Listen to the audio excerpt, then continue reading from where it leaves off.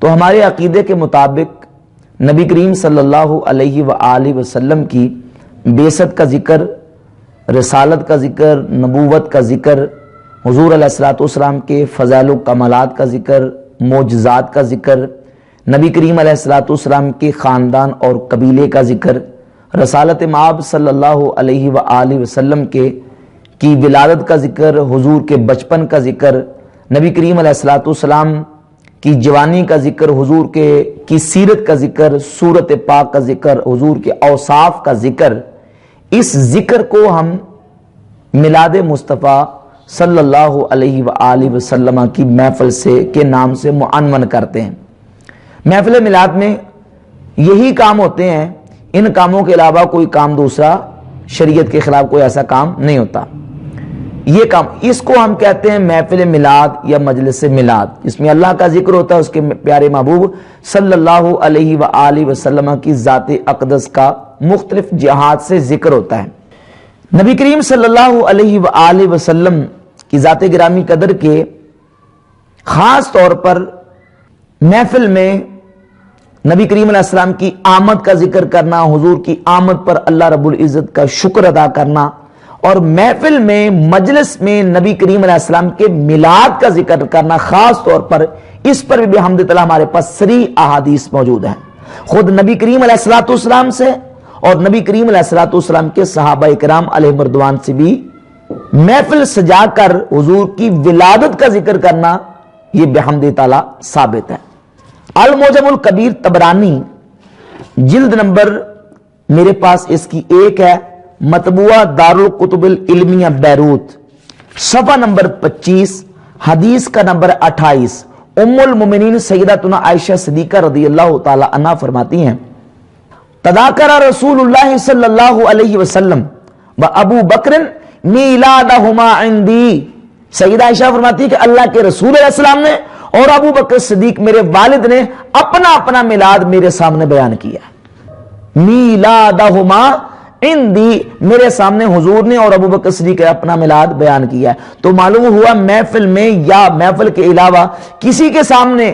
حضور کا میلاد بیان کرنا خود نبی کریم علیہ الصلوۃ والسلام کی مبارک سنت ہے۔ یہ کتاب ہے جامع ترمذی شریف، اور یہ حدیث مسند احمد ابن حنبل بھی موجود ہے، اور جامع ترمذی کتاب المناقب الرسول اللہ صلی اللہ علیہ وسلم، حدیث کا نمبر ہے 3617۔ امام ترمذی نے اس حدیث کو حسن صحیح لکھا ہے، حسن صحیح غریب لکھا ہے۔ سرکار دو عالم صلی اللہ علیہ وآلہ وسلم ایک دن منبر پر جلوہ فروز ہوئے تو صحابہ علیہ رضوان سے پوچھا، من انا، صحابہ بتاؤ میں کون ہوں؟ تو عرض کی انت رسول اللہ علیہ السلام، حضور آپ اللہ کے رسول ہیں۔ تو نبی کریم علیہ الصلوۃ والسلام نے اب اپنے خاندان کا اور اپنا تذکرہ فرمایا انا محمد بن عبداللہ بن عبد المطلب، میں محمد بن عبداللہ بن عبد المطلب ہوں۔ ان اللہ خلق الخلق فجعلنی فی خیرہم، اللہ نے جب مخلوق کو پیدا کیا تو اللہ رب العزت نے مجھے بہتر مخلوق میں رکھا، ثم جعلہم فرقتین، پھر اس کے دو گروہ بنا دیے، فجعلنی فی خیرہم فرقہ، اللہ نے مجھے بہتر فرقے میں رکھا، ثم جعلہم قبائل، پھر اللہ رب العزت نے پھر اس کے قبیلے بنائے، فجعلنی فی خیرہم قبیلتن، قبیلے کے اعتبار سے بھی اللہ رب العزت نے مجھے بہتر قبیلے میں رکھا، ثم جعلہم بیوتن، پھر اللہ نے اس قبیلے کے گھر بنا دیے، اور فجعلنی فی خیرہم بیتا، تو گھر کے اعتبار سے بھی اللہ نے مجھے بہتر گھر میں رکھا، بخیرہم نفسا، اور ذات کے اعتبار سے مجھے اللہ نے بہتر رکھا۔ تو نبی کریم علیہ الصلوۃ والسلام نے اپنا جو پورا خاندان کا تذکرہ اور اپنی آمد کا ذکر نبی کریم علیہ السلام نے منبر پہ تشریف فرما ہو کے اپنے صحابہ علیہم رضوان کے سامنے بیان کیا ہے۔ اور قرآن مجید میں سورۃ الضحیٰ کی آخری آیت میں اللہ رب العزت کی نعمت پر اللہ نے چرچا کرنے کا حکم ارشاد فرمایا، وَأَمَّا بِنِعْمَةِ رَبِّكَ فَحَدِّثْ، پس بہرحال اپنے رب کی نعمت پر خوب اس کا چرچا کرو۔ اب یہ چرچا کیا ہے؟ چرچا کس کو کہتے ہیں؟ مسند احمد ابن حنبل کی حدیث نمبر 17981 ہے، نبی کریم علیہ الصلوۃ والسلام نے تحدث کا معنی بیان کیا۔ اس آیت میں جو فحدث کا لفظ ہے کہ خوب چرچا کرو، التحدث بنعمت اللہ شکر، حضور فرماتے ہیں اللہ کی نعمت کا تحدث یعنی اس کا بار بار ذکر کرنا یہ اللہ کی نعمت کا شکر ہے. وَتَرْكُهَا كُفْرٌ، اور اس کا ذکر ہی نہ کرنا، اس کو چھوڑ دینا، یہ کفران نعمت ہے، اللہ کی نعمت کی ناشکری ہے. تو معلوم ہوا کہ قرآن مجید میں بھی اللہ رب العزت نے اپنی نعمت پر شکریہ ادا کرنے کا اور اس کا بار بار ذکر کرنے کا حکم ارشاد فرمایا، اور اسی حکم کے مطابق محفلیں سجا کر اور جلسے کر کے نبی کریم علیہ الصلوۃ والسلام کا ذکر کرنا اور حضور کی آمد پر اللہ رب العزت کا شکر ادا کرنا اہل سنت کا بھی معمول ہے، اور یہ معمول نبی کریم علیہ الصلوۃ والسلام کے صحابہ علیہ رضوان کا تھا. سنن نسائی میں سند صحیح کے ساتھ سیدنا امیر معاویہ رضی اللہ تعالیٰ عنہ سے یہ حدیث موجود ہے. حدیث کا نمبر ہے 5436. سیدنا امیر معاویہ رضی اللہ تعالیٰ عنہ فرماتے ہیں ان رسول اللہ صلی اللہ علیہ وسلم خرج علی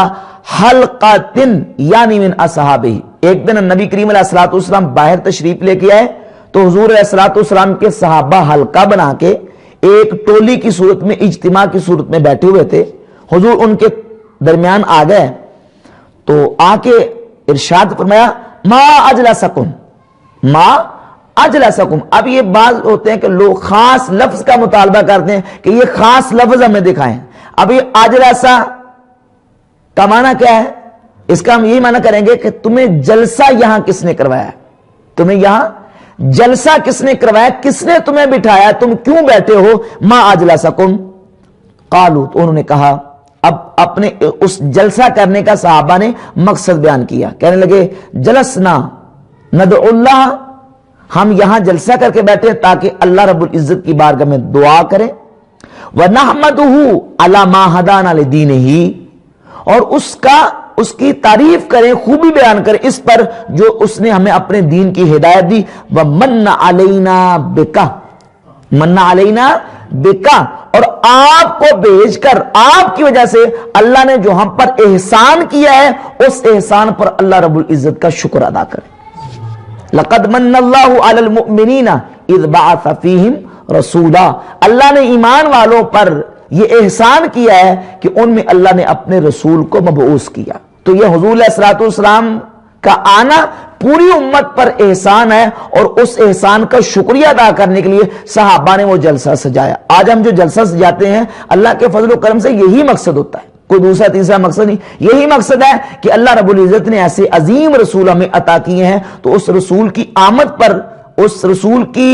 صورت میں جو اللہ نے ہم پر احسان کیا ہے، اللہ رب العزت کا شکر ادا کریں کہ اللہ تعالیٰ نے ہمیں ایسا عظیم رسول عطا فرمایا، ایسا ہادی عطا فرمایا. تو صحابہ نے جب اپنا مقصد بیان کیا کہ من علینا بکا، آپ کی وجہ سے جو اللہ نے ہم پر احسان کیا ہے، تو اس احسان کا شکریہ ادا کرنے کے لیے جلسہ سجایا ہے. تو سرکار دو عالم علیہ الصلوۃ والسلام نے صحابہ سے کہا کہ تم اس بات پر قسم کھا سکتے ہو کہ تم نے اسی مقصد کے لیے یہ جلسہ، یہ محفل سجائی ہے؟ تو صحابہ نے بیک زبان قسم کھائی کہ ہم اللہ کی قسم کر کے کہتے ہیں کہ ہم نے فقط اسی مقصد کے لیے یہ جلسہ سجایا ہے. تو حضور علیہ السلام نے اما انی لم استحلفکم تہمۃ لکم، میں نے کسی تہمت کی وجہ سے، کسی شک، ریب، تردد کی وجہ سے تم سے قسم نہیں لی. انما اتانی جبریل علیہ السلام، ابھی میرے پاس جبریل علیہ السلام آئے ہیں اور انہوں نے آ کے مجھے خبر دی ہے ان اللہ عز وجل یباہی بکم الملائکہ، کہ اللہ رب العزت تمہاری وجہ سے فرشتوں میں فخر فرما رہے ہیں، تمہارے اس جلسے کی وجہ سے. تو یہ حدیث تو بالکل صاف اور واضح دلیل ہے کہ سرکار دو عالم صلی اللہ علیہ وآلہ وسلم کے آنے کی خوشی میں، شکرانے میں جلسے سجانا، محفلیں سجانا، ذکر کے اجتماع کرنا نبی کریم علیہ الصلوۃ والسلام کے صحابہ کی سنت ہے. اب پھر یہ لوگ پوچھتے ہیں کہ حضرت ابوبکر صدیق کے دور میں اتنی دفعہ آیا، انہوں نے نہیں منایا، اور حضرت عمر کے دور میں، عثمان غنی، مولا علی کے دور میں، تو یہ صحابہ منا رہے ہیں نا بھائی. تو کیا دلیل اتنی ناکافی ہے کہ نبی کریم علیہ الصلوۃ والسلام کی آمد پر شکرانے کے جلسے، محفلیں حضور کے صحابہ نے کرے، یہ ناکافی ہے؟ الحمدللہ ہمارے لیے تو یہ دلیل کیا ہے؟ کافی ہے. اور پھر اس کے علاوہ محدثین کرام علیہ مردوان کو جب ہم دیکھتے ہیں تو محدثین نے، آپ سیرت کی جمیع کتابیں اٹھا کر دیکھ لیں، سیرت کی ہر کتاب میں محدثین نے شروع میں باب قائم کیے ہیں، باب مولد النبی صلی اللہ علیہ وآلہ وسلم، حضور کی ولادت کا بیان۔ اور ان کتابوں میں سے یہ حدیث کی کتاب ہے الجامع صحیح سنن الترمذی، امام ترمذی رحمۃ اللہ علیہ نے جہاں سرکار دو عالم علیہ الصلوۃ والسلام کے فضائل کا چیپٹر، مناقب کا چیپٹر قائم کیا ہے، تو اس میں باقاعدہ انہوں نے باب کا عنوان اور نام رکھا ہے ما جاء فی میلاد النبی صلی اللہ علیہ وسلم، ما جاء فی میلاد النبی صلی اللہ علیہ وآلہ وسلم، حضور کے میلاد کے بارے میں جو احادیث آتی ہیں ان کا بیان۔ تو یہ باب کا عنوان اور چیپٹر بھی اس بات کی دلیل ہے کہ میلاد النبی کا لفظ جو ہے یہ بھی حمدی طلع میں حدیث اور سیرت کی کتابوں سے ملتا ہے، اور خود میں نے آپ کے سامنے جو معجم الکبیر طبرانی کی جو حدیث پیش کی ہے 28 نمبر، اس میں میلادہما اندی کے لفظ موجود ہے۔ اور اس کے ساتھ ساتھ نبی کریم صلی اللہ علیہ وآلہ وسلم نے اپنی ولادت باسعادت کے دن کو منایا، روزہ رکھ کے منایا۔ صحیح مسلم کی 2750 نمبر حدیث ہے، جب نبی کریم علیہ الصلوۃ والسلام نے اپنے میلاد کے دن، ولادت کے دن روزہ رکھا، صحابہ نے پوچھا حضور آپ نے روزہ رکھا؟ تو فرمایا فیہ ولدت وفیہ انزل علیہ، اسی میلاد کے دن، اسی دن پیر کو میری ولادت ہوئی، میرا میلاد ہوا، اور اسی دن مجھ پر قرآن کریم نازل کیا گیا۔ تو سرکار دو عالم علیہ الصلوۃ والسلام نے اپنے میلاد کے دن کو یادگار رکھا، منایا، اور نبی کریم علیہ الصلوۃ والسلام نے اس دن روزہ رکھا۔ اور ایک بڑی زبردست روایت المستدرک علی الصحیحین کی جلد 4 صفحہ نمبر 42 اور 43 پر یہ روایت موجود ہے، روایت کا نمبر ہے 5498، اور المعجم الکبیر طبرانی مطبوعہ دارالکتب العلمیہ بیروت کی، اس میں بھی جلد نمبر 3 صفحہ نمبر 96 پہ یہ روایت موجود ہے۔ جنگ تبوک کے موقع پر سرکار دو عالم صلی اللہ علیہ وآلہ وسلم کی بارگاہ میں حضرت عباس ابن عبد المطلب رضی اللہ تعالیٰ حضور کے چچا نے سرکار دو عالم علیہ السلام کی بارگاہ میں عرض کی حضور مجھے اجازت دیں میں آپ کی بارگاہ میں آپ کی مدح کروں، آپ کی بارگاہ میں کچھ اشعار کہنا چاہتا ہوں، آپ کی نعت پڑھنا چاہتا ہوں۔ تو سرکار دو عالم علیہ الصلوۃ والسلام کی جمیع صحابہ، اب روایات میں متعدد اس میں جو نہ وہ تعداد ملتی ہے، بعض میں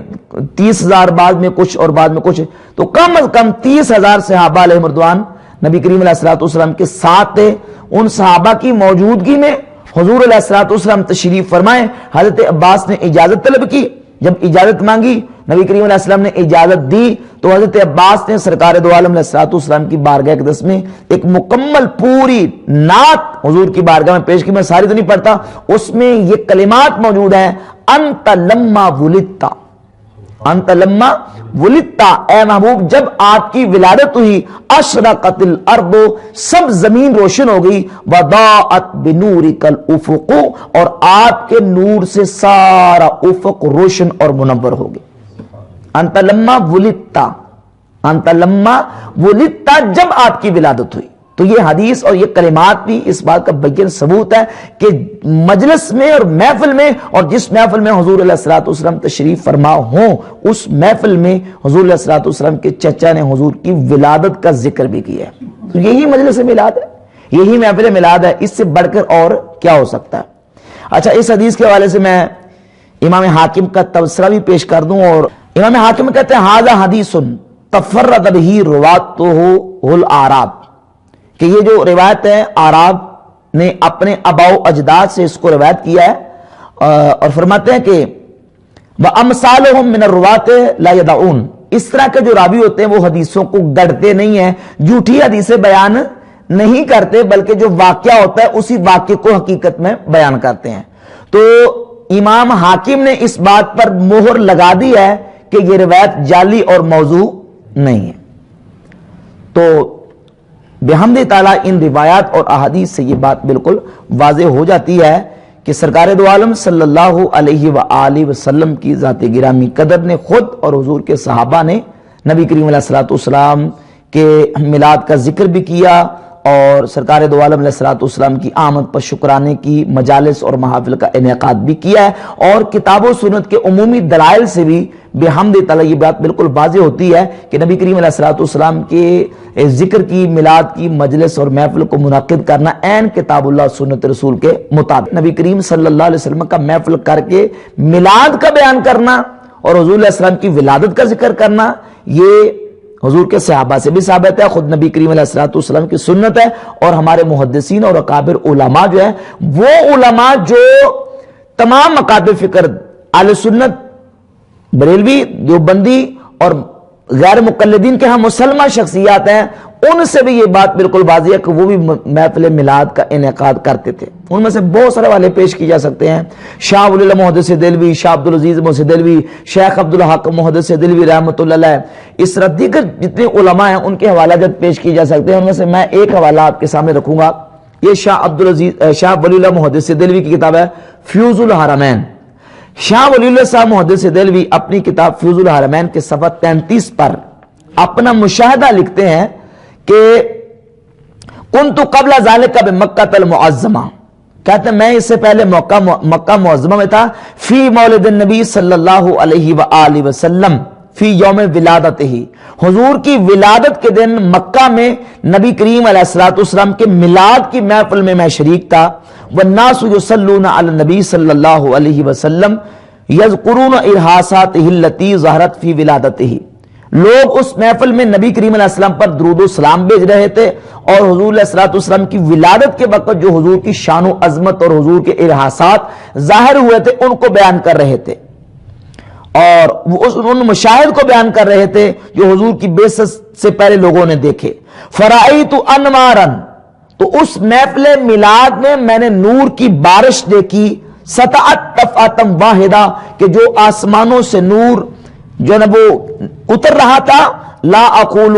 انی ادرکتھا ببصر الجسد، میں یہ نہیں کہتا کہ میں نے اس کو اپنے جو ہے وہ جسم کی آنکھوں سے، سر کی آنکھوں سے دیکھا ہے، ولا اقول ادرکتھا ببصر روح، اور نہ یہ میں کہتا ہوں کہ میں نے اس کو صرف روح کے ساتھ دیکھا ہے، فقط بلکہ کہتے میں اس کو اس انداز سے مشاہدہ کر رہا تھا، میری آنکھیں بھی اس کو دیکھ رہی تھی اور میری روح بھی اس کو محسوس کر رہی تھی، ان انوار و تجلیات کو۔ اور فرماتے ہیں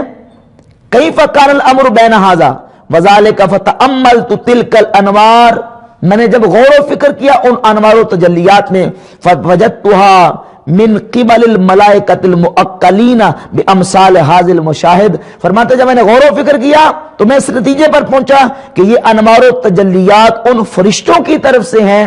جن فرشتوں کو اللہ نے اس طرح کے موقعوں کے لیے ان کو اللہ نے مقرر فرمایا ہے۔ بمثال حاضر المجالس رأیت یخالط انوار الملائکۃ انوار الرحمہ، میں دیکھ رہا تھا کہ فرشتوں کا نور رحمت کے نور کے ساتھ ملا ہوا تھا۔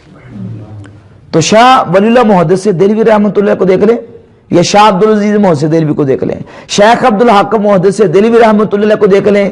یا دیگر ہمارے کعب امام ابن حجر مکی رحمۃ اللہ حاتمی کی کتاب آپ مولد النبی دیکھ لیں، مولد رسول ابن کثیر کی دیکھ لیں، اس طرح مولد ربی امام ملا علی قاری رحمۃ اللہ کی دیکھ لیں، ما ثبت بالسنہ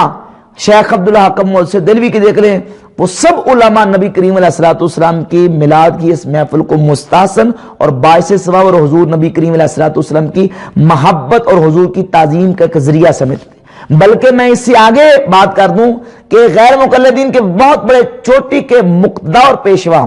ابن تیمیہ اپنی کتاب اقتداء صراط مستقیم میں میلاد کی محفل پر تذکرہ کرتے ہوئے، تبصرہ کرتے ہوئے، اقتداء صراط مستقیم کی جلد ثانی صفحہ نمبر 615، یہ سعودیہ سے شائع ہوئی ہے،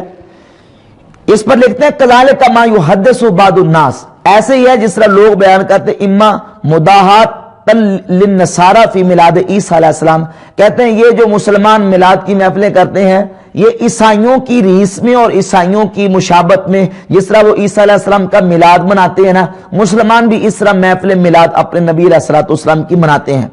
وَإِمَّا مَحَبَّةً لِلنَّبِيِّ صلی اللہ علیہ وسلم وَتَعْظِيمًا، یہ جو کام کرتے ہیں یا یہ حضور علیہ السلام کی محبت اور حضور کی تعظیم کی وجہ سے حضور کے میلاد کی محفل سجاتے ہیں۔ اب ابن تیمیہ صاحب لکھتے ہیں واللہ قد یصیبہم علی ھذل محبت والاتحاد، اللہ ایسے لوگوں کو جو حضور کی محبت اور تعظیم کی وجہ سے میلاد کی محفل سے جاتے ہیں، اللہ ان کو اس محبت اور اجتہاد پر ثواب عطا کرے گا۔ کیا کرے گا؟ ثواب عطا کرے گا۔ تو ابن تیمیہ صاحب بھی اس بات کو مان گئے کہ جو امتی نبی کریم علیہ الصلوۃ والسلام کا محبت اور تعظیماً حضور کی میلاد کی محفل سے جاتا ہے، حضور کا میلاد مناتا ہے، اللہ اس کو کیا دے گا؟ ثواب۔ اور اللہ کے فضل و کرم سے اہل سنت نبی کریم علیہ الصلوۃ والسلام کے محبت اور تعظیم کی وجہ سے ہی سرکار دو عالم علیہ الصلوۃ والسلام کا میلاد مناتے ہیں، اور یہ میلاد منانا حضور کے صحابہ کی بھی سنت ہے، اور میلاد کو بیان کرنا خود رسول اللہ صلی اللہ علیہ وآلہ وسلم کی